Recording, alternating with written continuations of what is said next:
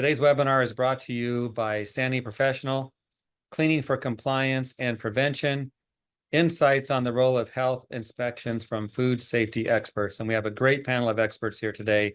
As you can see on screen, we have Hal King. He's the managing partner with Active Food Safety. Esperanza is not going to join us today. Instead, in her place, we have Dwight Sweeney, who's the VP of Sales at Sani Professional. So Hal and Dwight, welcome. We also have Chirag Bhatt, the Director of Regulatory Affairs, Environmental Health, HS Government, and Tanya Gray, Expert Advisor with Active Food Safety. Those are our panelists for today. I'd like to welcome all of them to our webinar. But to get started, let's do a 30,000-foot overview of what's to come in the next hour. So I'd like to hear from each of you, just a quick comment or two. What's most important to you about today's topic? And Chirag, let's start with you. Well, thanks, Jeff. And first off, thank you, ISSA, for inviting me to be a panelist here to discuss a few things that are so important in the food safety industry. As we all know, cleanliness is godliness, and food safety world, it actually means a lot more because it means sanitation. It means keeping your food contact surfaces clean so that you eliminate or prevent the foodborne illness outbreaks from happening from your facility, protecting your brand.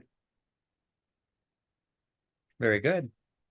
And Hal King, we'll go to you next. Yeah, thank you, Jeff. Thank you, Sani Professional, also for sponsoring this. You know, at my 30,000 foot, the most important thing to me in these types of webinars and also relationships with between us and the industry and regulatory folks that we're going to talk about today is really just that, the business relationships we have amongst ourselves, sharing what we do, how we do what we do in our business to ensure food safety, which is a public health, I think, mission for all of us. But then our partners in the regulatory sector, where the government, we all know there's roles for the government to help ensure safety of restaurants by inspections and coaching and helping. That's a critical part of that relationship. And then also the relationship we have with vendors. None of us, I think, on our call, other than Sani Professional folks, make products that actually can sanitize surfaces. So we don't make them, we need them. We need effective ones, and we need ones that can actually work with our environments for our employees and things. So, you know, that's a really important partnership between all of us to work together to ensure not just what we're going to talk about today, but for food safety for our public. Thank you, Hal. And Dwight, let's go to you. Yeah, thanks, Jeff. And great responses by Chirag and Hal. I'll take a little bit of different approach here, and to me, it comes back to the individual, and it's keeping guests and their employees safe and from a foodborne illness. I mean, if anyone's had a foodborne illness, we know how debilitating that can be. And not only for the individual, but also for the business, the reputation, the money, et cetera. So it's not to say it's more critical now than it ever has been, but it is critical that we take the proper steps, that we understand, the different aspects of the environments that we're working in, and take those next steps on how we can be better, how we can keep our guests and our employees safe, and make it as easy to incorporate as possible. Foodborne illnesses are preventable. And it just comes down to having those right standard operating procedures in place, and then putting together the accountability to follow those. So keeping people safe is what I would say. Agreed. Thank you, Dwight. And last but not least, Tanya, what do you think? Well, I wanted to say thank you for letting me be part of this team to discuss this topic. For me, it's consumer trust and food safety is just the overarching reason for discussing this topic. You hear folks say, look at the restrooms, the floors, the tabletops, just to get a glimpse of what the food service kitchen may look like. Of course, there's exceptions. Some will make it all look good in the front, and then back in the kitchen, you just don't know what's going on. But to have consumer trust and to end up with food safety, you remember you can't paint on a dirty canvas. So you need to start each day in a food service establishment clean and sanitized, and end with a good, safe product to serve. Appreciate that. And I'll add that I've heard many jokes from people I've dined with about it's good food, but don't look in the kitchen. So Tanya, you're right. Both front and back of a food service location needs to be spotless. As we move into our next question, I just want to share my own experience on this. We're going to talk about foodborne illnesses. But I remember in my lifetime, I've had 2 severe cases of food poisoning, both from restaurants, both from gravy, and I can pinpoint which restaurant and when it happened. And I've never wished ill upon anyone as much as I did those 2 restaurants when I got sick. So to some of us today, some of our attendees, maybe you yourself as panelists, food poisoning and food illnesses is a real issue that we can fear, but we know we can overcome.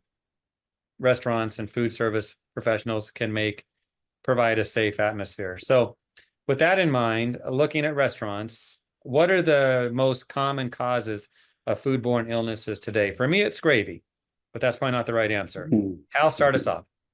So you think about what the CDC reports and the FDA reports, which are based on population numbers across the United States. The most common calls in 50% or more are from employees working sick. They have norovirus, they have salmonella, they have E. coli infection. They bring it into the restaurant. They touch surfaces that end up on food, and then those pathogens get into the food, and then people eat the food and get sick.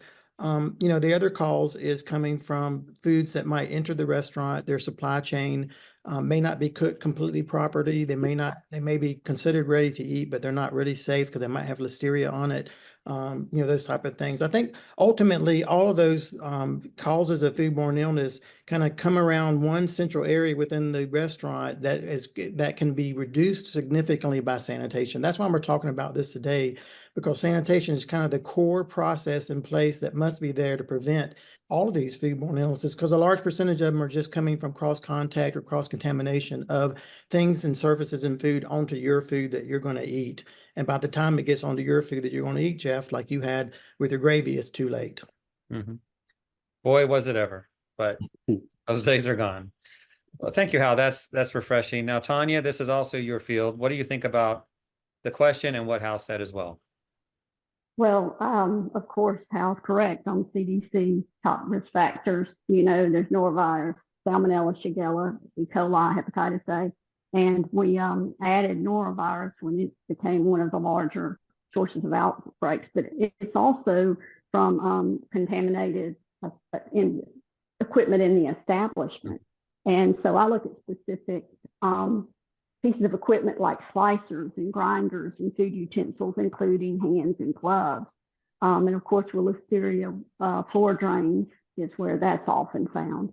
When you commingle foods like bag salads that are brought in and put together in a piece of equipment, or if only one source has been contaminated, then you get a larger outbreak, such as, we've seen before with fruits and vegetables that really we didn't expect to see. So that contaminated equipment and product together are the concerns for how those pathogens get spread along, in addition to the food workers themselves coming to work sick, like Hal had said. Mm-hmm. Yeah, I mean, I think since the pandemic, it's even more powerful how we should just stay home if we're sick, leave it there, don't bring it to the workplace.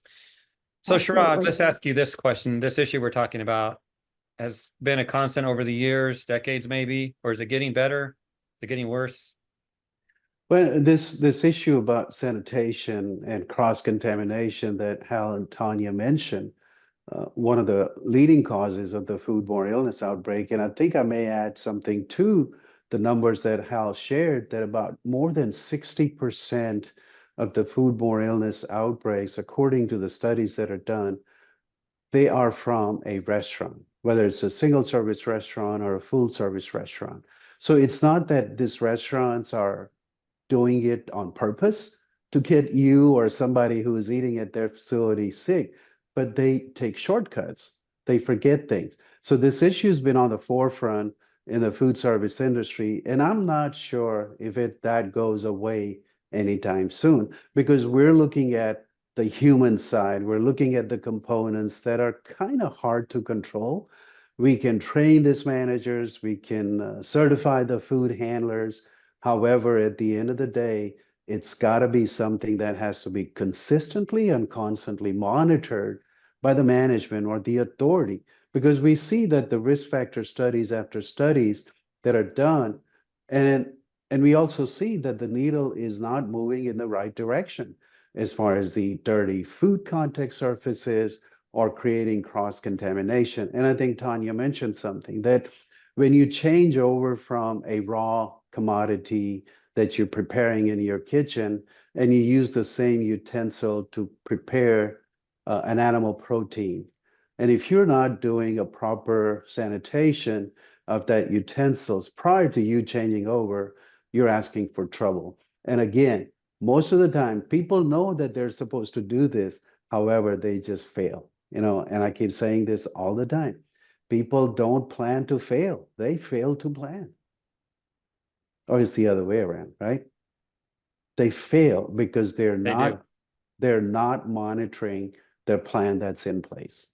Yeah, they fail to plan. I mean, we see this everywhere, don't we? We see it in when you travel in airport restrooms, people not washing their hands when they should. So just human nature, I guess that's part of the battle, isn't it? Hal, what do you Yep. think about this? Anything to add? You're muted, Hal. It's okay. We do that on webinars.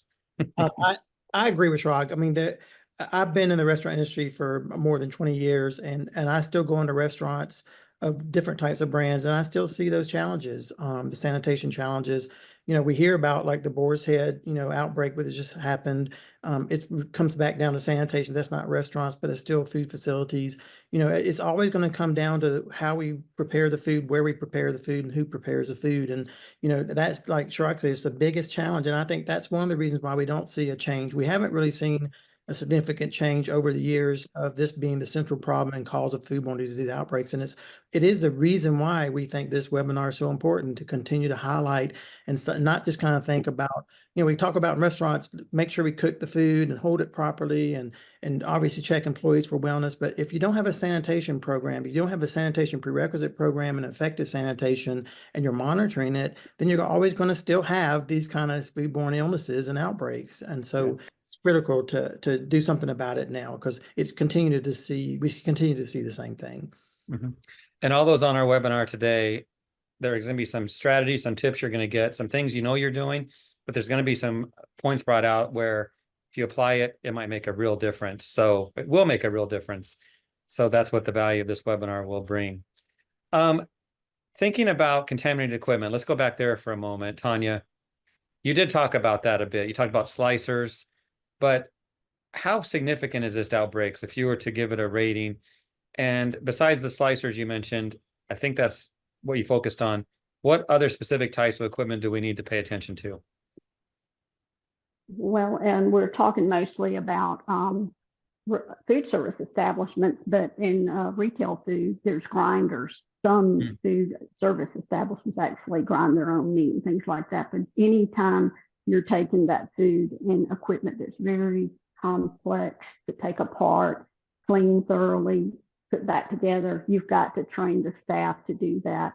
And when that is put back together, then every food item that's prepared that's going through that equipment is going to be affected by the proper sanitation of doing that properly. So you don't train your employees how important that is, then that one step is catastrophic for everything that you serve that goes through that piece of equipment. Now, I don't work in the food service industry. I'm the journalist asking the questions here, so I don't know how often they should be cleaned. Are we talking about end of shift or throughout the day? Well, anytime you change, like was mentioned, anytime you change food species, or you go from a raw animal food to a ready-to-eat food, or if it's refrigerated in a meat room that's held at a certain temperature, you get a little bit longer, but otherwise, every 4 hours is kind of a rule of thumb where you need to stop and, make sure that you wash, rinse, and sanitize and start fresh. And then any mistakes you've made, they'll just keep snowballing. Clean it frequently. Sounds like you can't do it too often. Absolutely. All right. Chirag, what do you think? Yeah, and I think as Tanya said, the cross-contamination, the not being able to clean the food contact surfaces on time at the regular interval and as needed is one of the biggest contributing factor, according to the studies that CDC and FDA has done as far as the 5 major risks as far as the foodborne illness factors are concerned. So, and she mentioned something about breaking down the piece of equipment. So whether it's a grinder or the slicer or that simple knife that you use to cut the ingredients or slice tomatoes or lettuce, etc., and then turn around and use the same knife without wash, rinse, and sanitize process to cut chicken or beef or whatever the case may be. Those are some of the things that, as I said earlier, it's not that they intend to do that. It's not that they're doing it on purpose because they have a time constraint. They have limited time on their hand that they got to get this item ready for the lunch shift or the evening shift or whatever the case may be. They take shortcuts and they forget things. And then as long as they don't remember or they're not reminded, guess what? Those habits are going to set in and they're going to continue to just not follow the proper protocol about wash, rinse, and sanitize. Nowadays, there are tools and equipment and methodology that's available for them to even wipe the surfaces down properly and sanitize them. But people don't do that because they're limited on time and they know that nobody's watching them. So they continue to do the things that will cause a foodborne illness outbreak. Mhm. I remember Hal mentioned boar's head is one example, and the recent in the news, the outbreak there.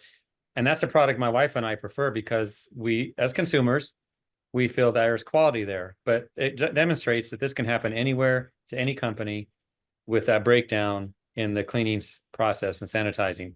So let's talk about that. Let's talk about the breakdown. And Dwight, let's go to you on this to start.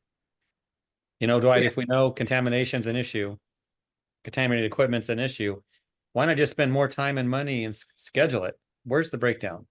Yeah, I think you're hitting on it right there. It's to me, it comes down to three things. It comes down to time, comes down to complexity, and then it comes down to training. And it's no secret, I'm sure, to anyone who's on this webinar today, restaurants are operating with limited staff these days because of the cost of labor, the availability of labor, et cetera. And when you're operating with fewer people, it makes it different. Those time consuming, those complex tasks that need to be completed throughout the day become more difficult to accomplish. A restaurant doesn't have dedicated people just to do this. Okay, the folks that are working in that restaurant, they're expected to do this. Okay, with the specific SOPs that are in place. But guess what? They also have to prepare fantastic food. They also have to serve food. They also have to provide great service. So what is easy, whether or not it's the right thing to do, but what's easier to push away? Preparing food or breaking down that slicer or that grinder, et cetera. It's breaking down that equipment is typically what gets pushed aside. So those complex activities that are within the restaurant, typically get pushed down the cycle, if you will. So how do we get around that? Well, it's important to streamline operations. Okay, and really operations should be streamlined across the board, but that includes the cleaning and sanitize. And restaurants need to take a look at, okay, how can we better streamline, but still maintain our effectiveness and our efficiencies in our cleaning and sanitizing protocols to make it easier for our staff to do. The person breaking down the slicer today, very well, is probably going to be someone different tomorrow. And putting in all the time and energy into training is very difficult. So we need easier methods to be able to accomplish this. Maybe it's a pre-moistened wipe, maybe it's something else, but something that is very easy for that staff member to understand and to execute is really, really important in today's food service environments. Thank you, Dwight. And Tanya, anything to add to that?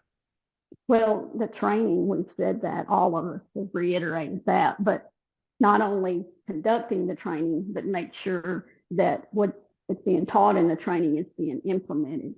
So a lot of times with this equipment, it looks clean, but if it's not sanitized, then you're not eliminating the pathogens, and then you end up with a unsafe food product in the end. So just to add that, lack of verification from the food service managers and the inspectors try to uncover these gaps as well during their inspection. Thank you, Tanya. Let's stick with you on this next question and segue into something I think we all hope for when in a restaurant. We all go to restaurants. That an authorized agency has thoroughly inspected it. Can you speak to this, to how inspections work from start to finish? Talk about pass-fail rates, health code violations. We all hear the stories, but let's hear it from you as an expert. Okay, the best an inspector can do is go in and use the amount of time and the resources they have for the greatest impact while they're there.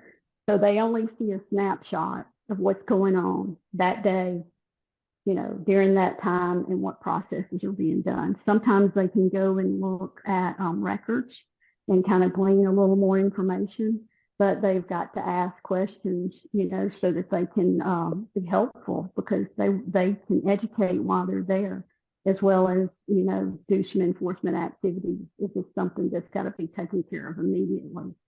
But the end result is, if the food service establishment doesn't take those recommendations, those violations, and make long-term behavioral changes, then you're not going to see a difference, and the safety's not going to occur.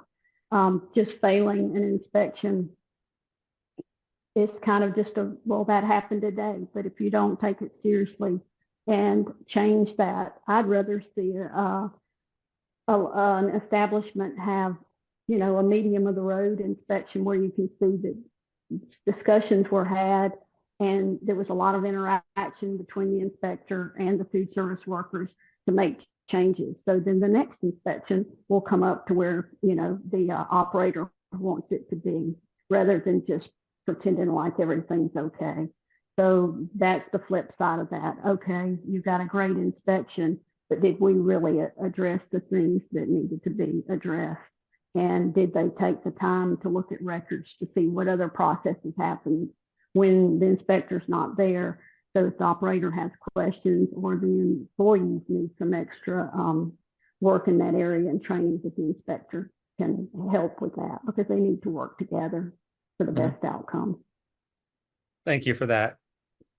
Chirag, I'd like you to comment on that, but also with this question in mind. What penalties or consequences do restaurants face for failing health inspections, if that does happen? Can you comment on that?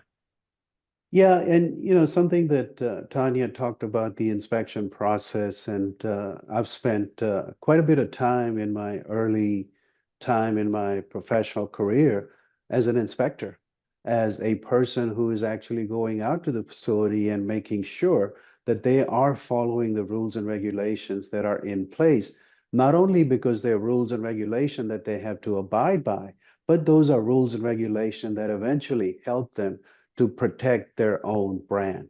So typically an inspection will start from back door to the front, or from incoming to the serving out on the table, or as they say, from farm to table.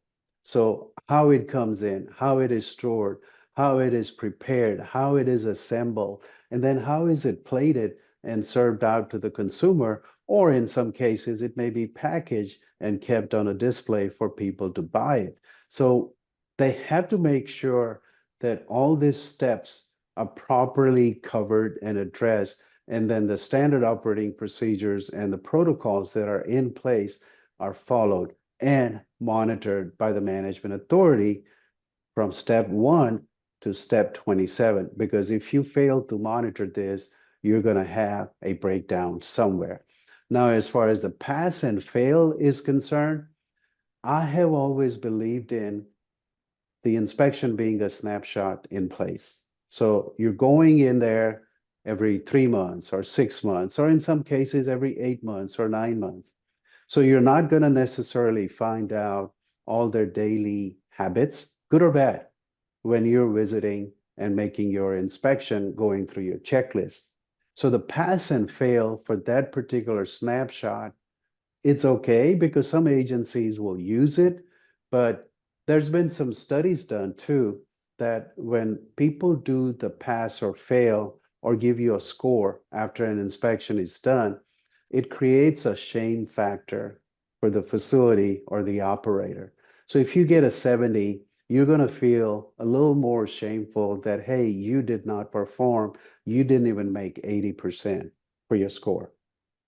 And some people totally ignore the score. And like, as a consumer, if I'm visiting a location away from my home, then I'm not going to pay attention to that A, B, C, because sometimes the regulatory agency giving you the score or the grade may be flawed.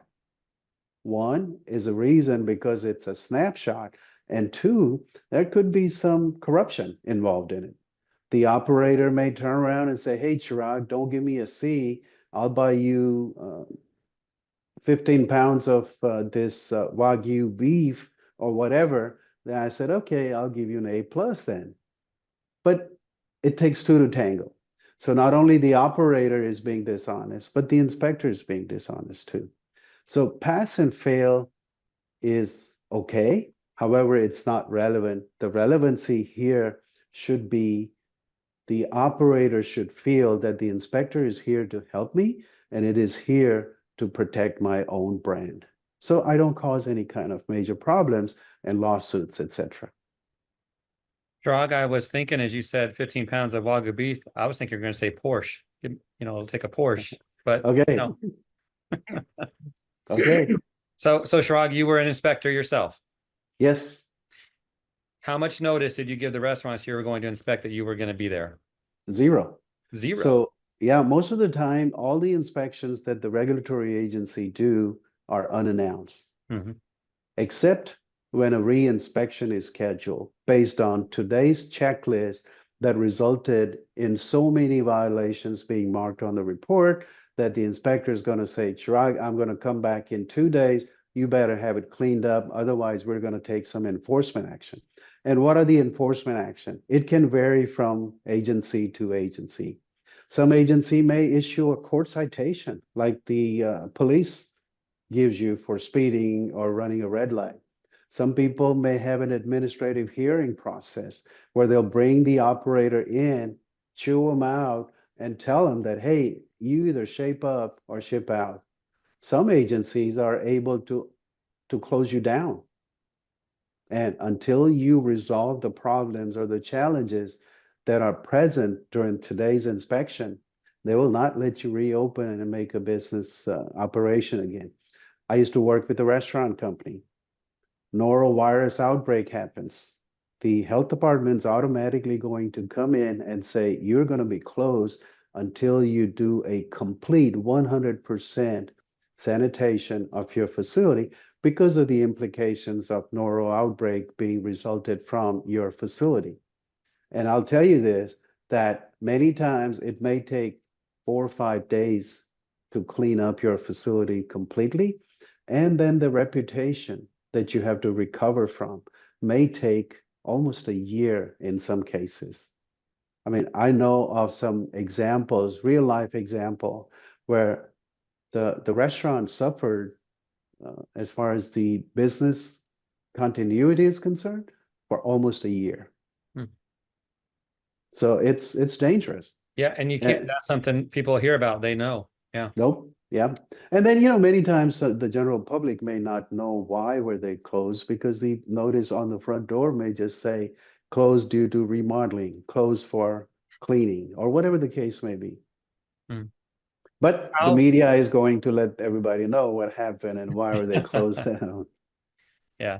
Hal, from what you just heard, talk about what you think about how effective this is, these inspection protocols on preventing foodborne illnesses. Is it working? Yeah, so I think our inspection system in our local health departments and the states that all adopt, and they should be adopting the most current FDA food code, which includes FDA inspection, risk-based inspection training, and the type of audit form and the way they should inspect restaurants. I think they work really well. And again, I think they can be better but like Chirag kind of mentioned, the biggest deficit in them is it's a one-time snapshot, and it's usually once every 6 months. So you're not going to really see what's really going on under the engine. If you do, so they might do really well when you're inspecting, and then the rest of the time if you're not in there, they're not doing so well. I think the way we can improve our health inspections is to start inspecting for systems. We inspect for observations. Okay, are they cooking? Are they chilling? Are they holding? Are they wearing gloves properly? Are they doing all the procedures that day visually? But we can't see germs, we can't see pathogens, and we can't see systems really. And so I think the future of health inspections are going to have to move to inspecting that. Obviously, visually, when you're there, you want to see that they're doing the things that are supposed to be doing under the food code, but also checking systems. Do they have a system to ensure they're checking for hazards and monitoring that hazard? We do that a little bit. For like, one example would be if you're doing sous vide or you're doing ROP type prep food in a restaurant, you have to have a HACCP plan, and you have to be monitoring the HACCP plan. You have to document that, and then you have to have a health inspector come in and can look to see if your records are right. FSMA does that in food manufacturing now. They ask to see records of monitoring the hazards and the controls. I think we have to move restaurants to more of systems monitoring. Okay, does that restaurant have a system to train the employees on the SOPs, including a prerequisite program for sanitation? Are they actually executing those things? Are the controls based on the true hazards, on raw chicken handling, which is a hazard?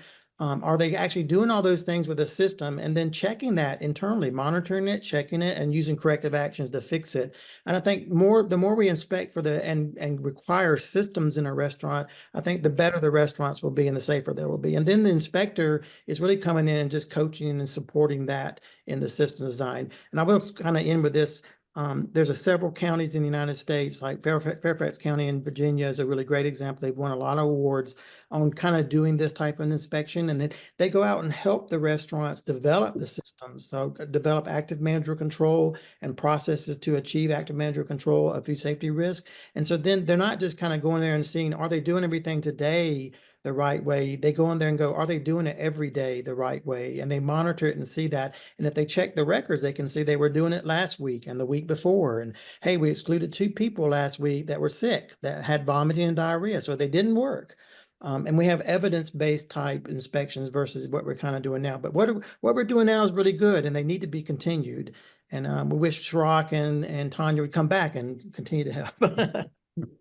So what you described sounds like almost a partnership in a way, where working with you, work with the food establishment to make everything better with a common goal. That's what I heard. Yeah. Tanya, what do you think? Anything to add to that?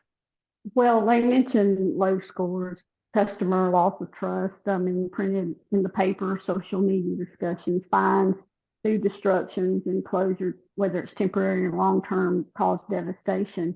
But with the inspector going in, there's always room for improvement for what they do to contribute to the reduced in foodborne illness, and with the regulatory. And like Hal said, all regulatory agencies need the latest version of the FDA food code or something similar so that they can, do their jobs well. Checking the boxes is different than asking the questions. Obtaining corrective action and ensuring long-term behavior changes is where it's going to be, where the results are actually seen. And looking at those food safety management systems is essential to see the whole picture. Thank you. Dwight, we've ignored you for a minute. Now we're back. So let's have a fun question for all of you. We'll start with you, Dwight, because everyone here, whether you're a professional or new to the industry, anything that you do in today's webinar, we're consumers. We go to restaurants. When you personally eat at a restaurant, what are you thinking? What are you seeing? What goes to your mind?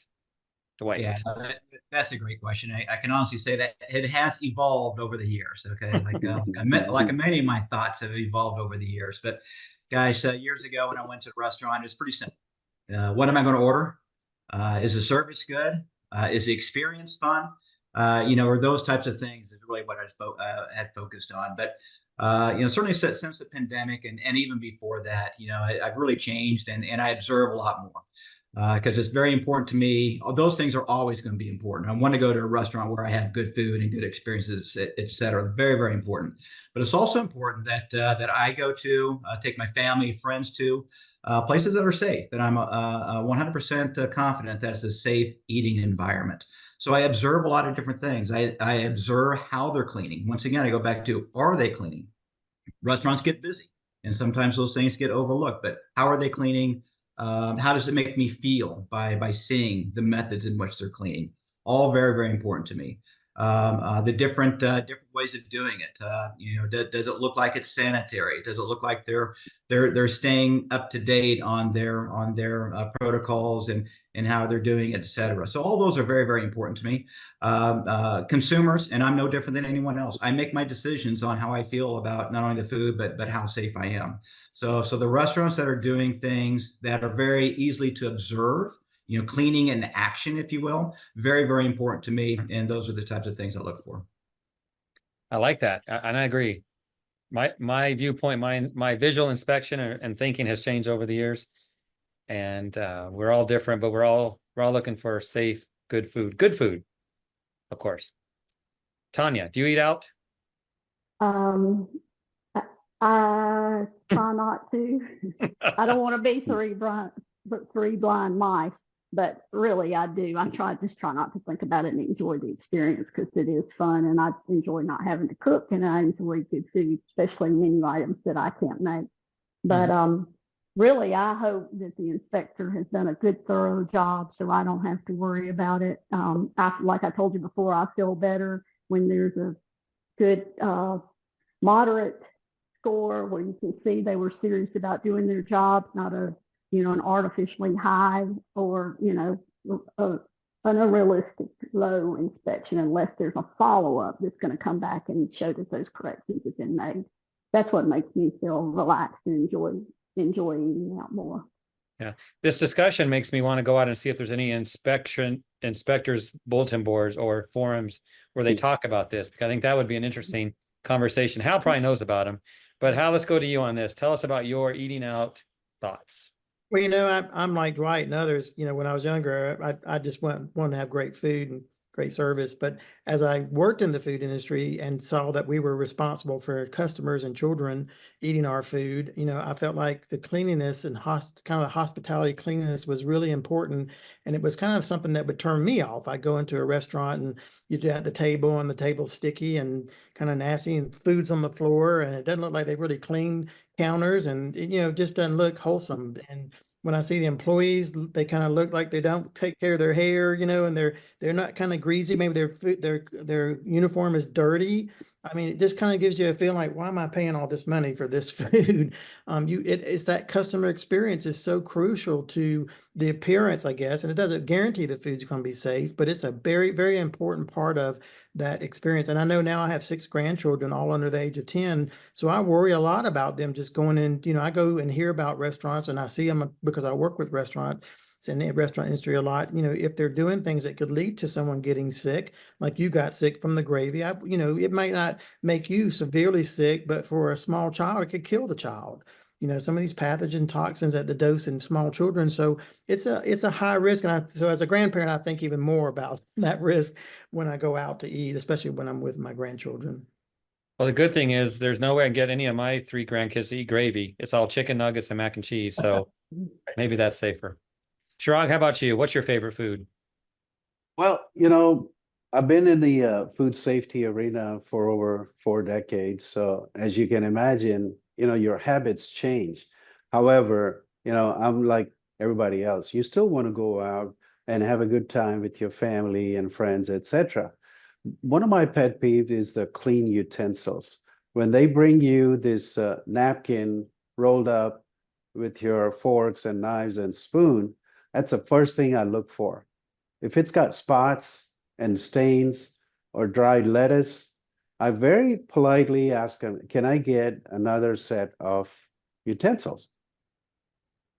And I don't say anything that it's dirty or anything. I just say, I prefer another one. And if they're smart enough, they'll understand why I'm sending it back.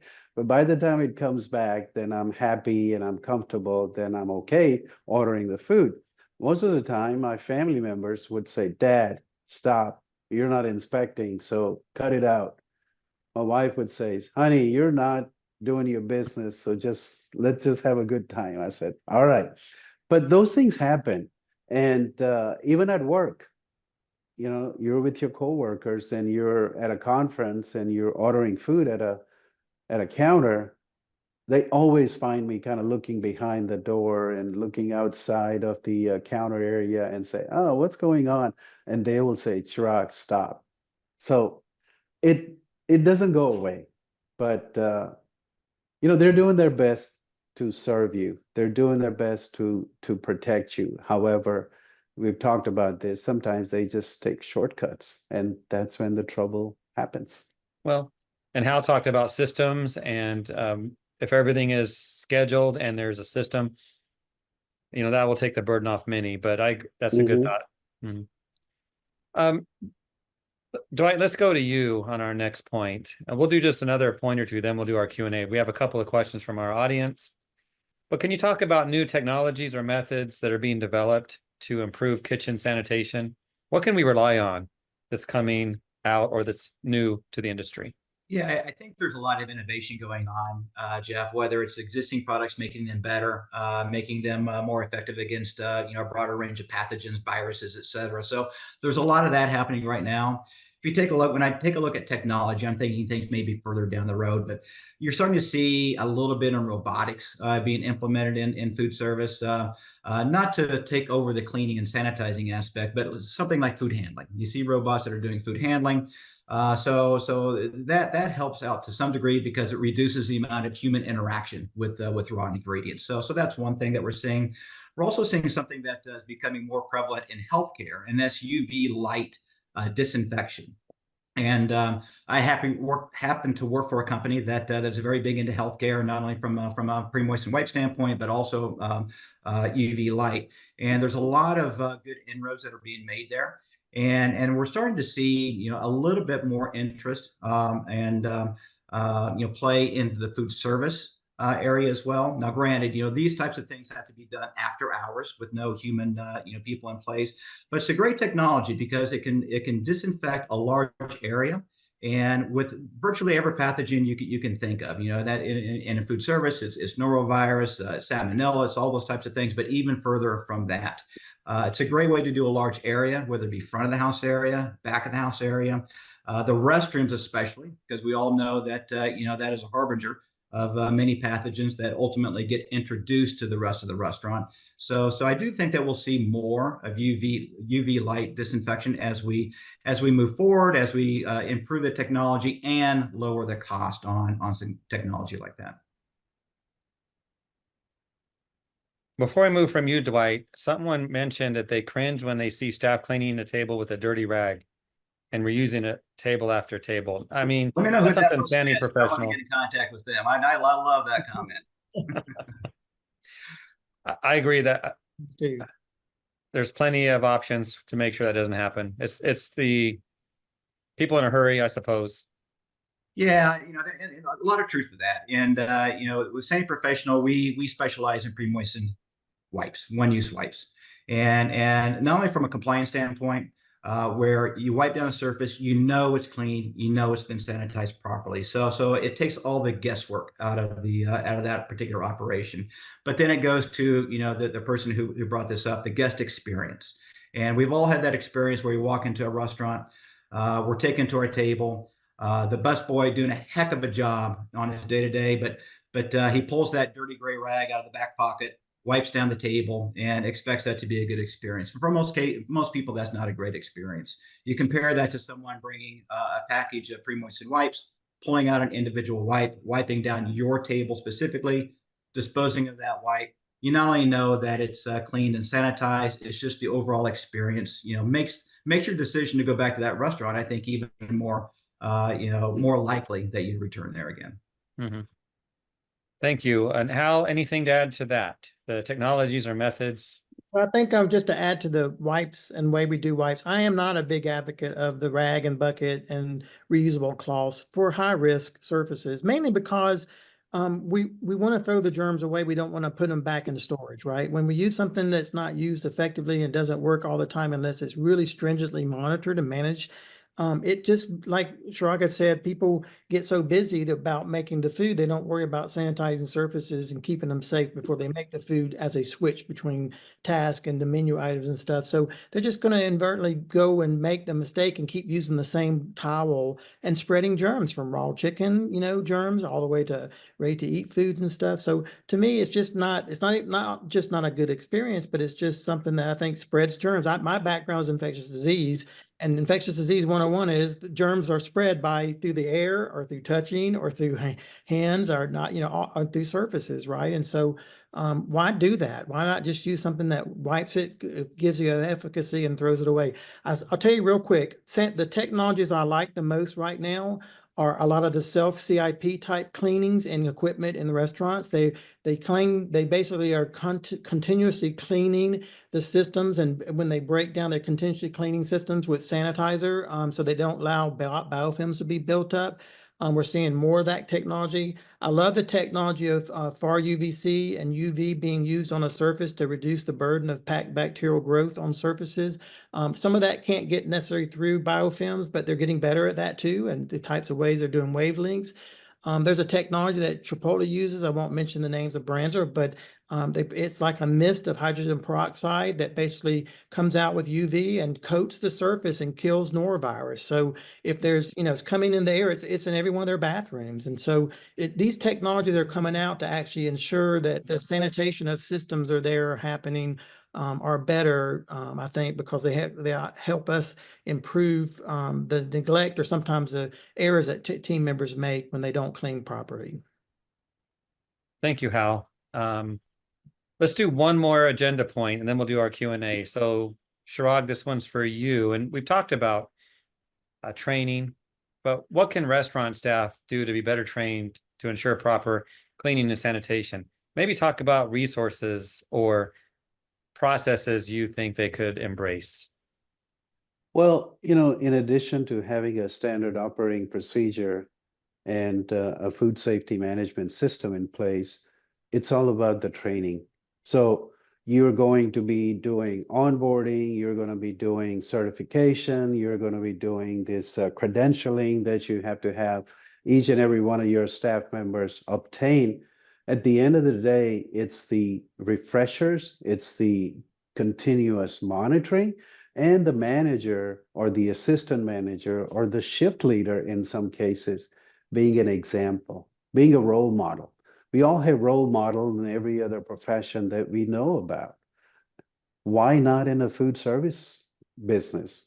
You've got to become a role model and be able to get into the dishwashing area and show them exactly how wash, rinse, sanitize is done. And then using a test kit, making sure that you're checking the concentration of the sanitizer. The technology is very helpful. At the end of the day, technology is there to help you and support you. However, you still need to look at the operator error. So if the technology is there and it's not working or it's not calibrated, then you're defeating the purpose. So end of the day, it is about training and the management system being in place. Even the food code is getting ready to add active managerial control process in their food code. So it is so important.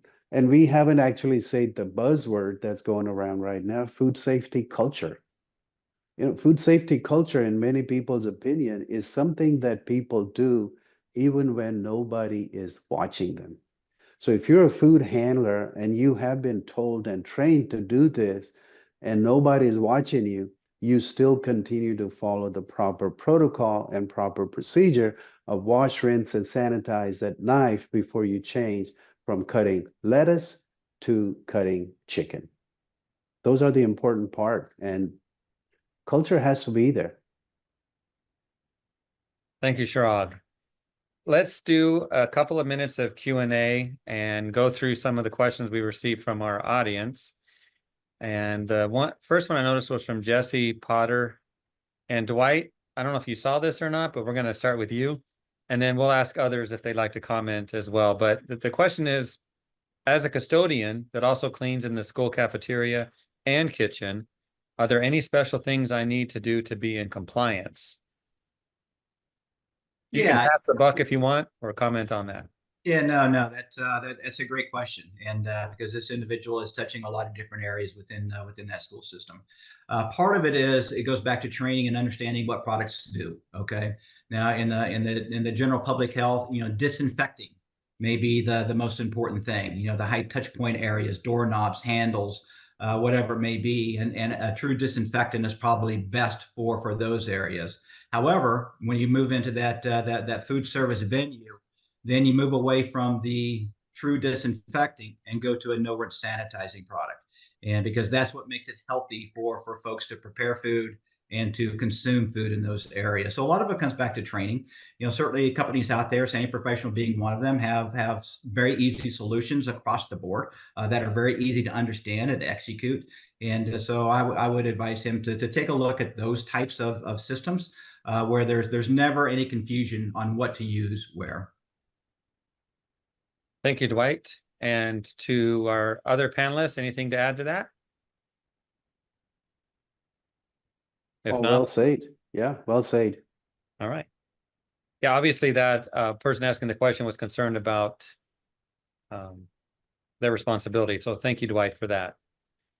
Another question we received, one of our pre-registration questions, so before the webinar started, was about industry standard training videos for food handling and preparation. Are there any out there? And I think, Hal, you might know about something there on that.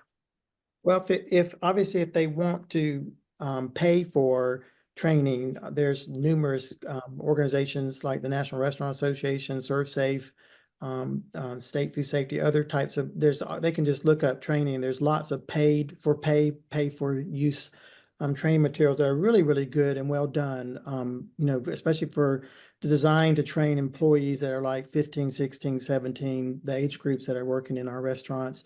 The FDA and CDC have training videos that are free and available. There's some on hand hygiene. There's some on cooking. CDC has several of those on the website. If you just go to CDC Food Safety and you can search through their website, they have a lot of good training. And I know that a lot of, if you go into some states like the state of Georgia or some other states, they have free training videos and programs that are specific to a food safety concept or a food safety risk as well. I'll let the other panelists answer because they might have other resources. Yeah, many of the regulatory agencies would have their own website page, provide materials, information, videos, brochures, handout, etc., that you can download and use to educate your staff at your food establishment. Many of the colleges nowadays, very famous colleges, big major colleges, will have an extension service chapter that is focused on not only food safety, but everything environmental. So you can also find a lot of resources. Within our industry, we have so many experts that share the table at the conference for food protection, etc., that come from the academia side. So there are educators out there that want to make sure that the public and the general consumer is made aware of what is good and what is not. So yeah, training is always available. I saw one of the chat mention something about hand washing, and hand hygiene is equally important. Since our topic today was about cleaning and sanitation, if we did hand washing and hand hygiene discussion, it'll probably take 2 more hours. So yeah, hand hygiene, hand washing is very important. Thank you, Chirag. Another comment in our chat was from Daphne, who feels restaurant cleaning standards are far less than they are in healthcare facilities, even though the standards should be the same. Do we agree with that? I'll touch on that real quickly. I think from the food service standpoint, they're the same, okay, because it's the same governing bodies, it's still the same food code, et cetera. But certainly within the patient care in a hospital, there's a lot of technology, there's a lot that's being done there, and I believe one of the big reasons, not the only reason, but one of the big reasons are the penalties that are involved for that hospital.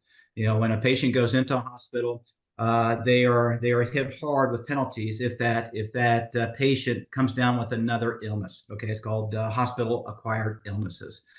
So insurance companies look at that. So a lot of penalties happen if it's not done properly. Also, that hospital is reimbursed through patient satisfaction surveys, et cetera. So there's a lot of different things that happen within that hospital and that patient care that we don't see in food service. But the cafeteria, that food service area of the hospital, is very consistent with what you see out in retail food service. Appreciate that, Dwight. Anything from the others to add to that, Tanya? I'd like to add, in patient care, often they're allowed just to use a hand sanitizer because they wouldn't have the organics on their hand like you would if you were prepping food when you might have meat fat that had to be removed. So the food code is going to be a bit more stringent in the fact that you've got to wash your hands first prior to using a sanitizer. And also on the training materials, many of the agencies will have that in other languages. Good points. We have one more question, then we'll wrap up our webinar with some final thoughts that you'd like to make. But Chirag, this one came directly for you. The person asking said, ask Chirag this question. You ready for it? Yeah. It's a big one. I'm not sure if I understand it, but let's go through it. What is the process for ensuring a fair point process for the weight for a particular item, like hand hygiene, lighting, proper container labeling for the inspectors? For instance, 1 point, 2 point, 5 points, etc. Is there a resource about that? Yeah, so I think I did answer the question in the Q&A session. However, just for the sake of everybody else, food code and your local health department regulations will include a specific category as far as if this is the wide item that is being marked, is it a priority? Is it a priority foundation or is it a core? And most of the agencies will have the demerits or the scoring matrix based on that category. So the best thing to do is to check with the local authority and they should be able to tell you. Hope that answers your question. Thank you, Chirag. Yeah, I saw you got back to the person with the question, but everyone got to hear that, so that's good. Very nice. Okay, let's wrap up with some final words of advice from our panelists. What would you like to see the industry do with this information? Let's go around with a closing thought. Tanya, start us off. What do you want to see us do? Well, to make sure that we encourage food service establishments to improve their food safety culture for intrinsic reasons and not just because of a low score threat. And then also have us all work together at all levels with industry, regulatory, and academia so that we can bring all our strengths together for the most effective outcome, because new pathogens, new controls, new menu items make it essential for us to share knowledge and skill to make a difference for all of us as consumers. Thank you, Tanya. And how about you? Well, I can't say it better than what Tanya just said. I think it is about the relationships, us sharing like we're doing, sharing amongst themselves on how they do best practices, working and having relationships with their regulatory folks and the government folks. It's all about people, right? I mean, we all can talk about what we write and publish and do webinars and build and sell whatever, but it's all really comes down to the people. And so, making sure that the people are equipped and have the resources they need and making things easy for them to do in challenging situations when they're working in those environments. The one thing that continues to challenge our industry is that if you want to grow your business, you need to grow sales. If you want to grow sales, you need to make more food products in the kitchen. The kitchen sometimes gets overwhelmed with the number of food products they make. And so that something else, like I think several of the panelists have said, the sanitation and the cleanliness and food safety things have to go on the wayside because we got to keep up. So we have to start thinking out of the box to challenge this. We want to grow the restaurant business. We want to grow the sales in your restaurant. We want to grow the new menu items, even off-premise sales, deliveries, all that. That's great. But if the kitchen's not going to be safe, it's eventually going to kind of dissolve into some kind of chaos and then cause foodborne disease outbreaks or bad health inspection scores or both. And I think maybe even thinking outside the box, if I have one piece of equipment doing all that volume, maybe I have two pieces of equipment. One is the one I use today and the other one is clean. And when I need to bring it in, I clean it, I use it next when I go after 4 hours and I put the other one aside and it gets cleaned somewhere else. Maybe switch out equipment, do things that are different if you're struggling with what you can't do right now with the current procedures and processes in place. Good advice. And Chirag? Yeah, in my thinking, it's like two keywords: brand protection, or in the slang terms, it's CYA. You have to make sure whether you're a corporation or you're an individual operator, you have to make sure that you're protecting your brand. And then the thing about the regulators and the industry. So when the regulator person comes in to inspect your facility, they're your partner. And the biggest analogy I can come up with is like a professional golfer and a caddy. So if he is or if she is playing a major tournament, and if they don't have an able caddy who's guiding them, coaching them to use a 7-iron versus a 3-wood, or whatever the case may be, they're both going to suffer. Caddy's not going to make money, and the professional golfer is not going to win the tournament. So it's a partnership. They're there to help you, work with them, collaborate, use them for all the resources that you need. Good illustration, Chirag. Thank you. Dwight, final official comment comes from you. All right. Yeah. And first, before I answer that, I want to thank you, Jeff. Fantastic job facilitating today. Really appreciate it. Great questions and a great flow. Hal, Chirag, and Tanya, thanks for participating. The wealth of the knowledge that you three bring, we only scratched the surface today. So really appreciate you sharing all of your knowledge over this past hour. But when I take a look at the restaurant, I mean, why do people go into the restaurant business?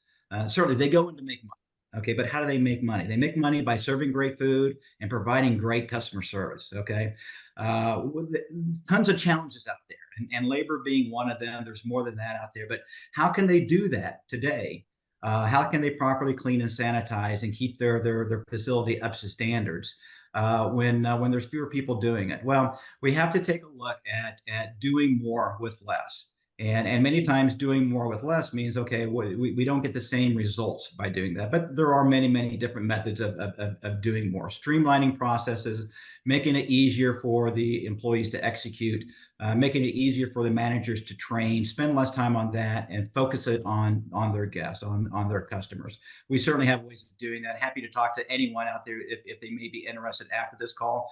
But don't settle for just doing the same things that we've done for forever. Look for different ways to get better, to provide more compliance. Take that worry of cleaning and sanitizing off the forefront of your mind, so you can really focus on those ways to prepare that great food and keep your guests coming back.